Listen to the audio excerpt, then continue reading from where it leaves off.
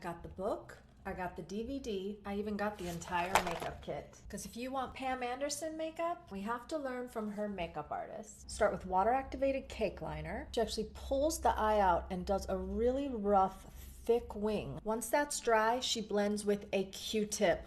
You heard that right, a Q-tip, but actually this product blends out really beautifully. Using your pudgy pencil, you go underneath the rim of the eye. This is her magic eraser. Dip this into a bit of water, moisten the end, and then use it to blend out the edges. Using the Shadow Chamois Eye Shaper, you're going to line up under the eye and then create a V-like motion using a black shadow, and it should give you that. During this era, we highlighted one thing only, and that is our eyebrow bone. Now add that same highlight on the eyelid.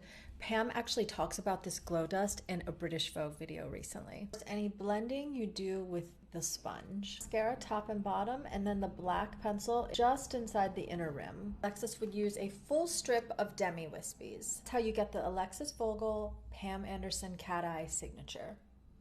I had to add some contacts.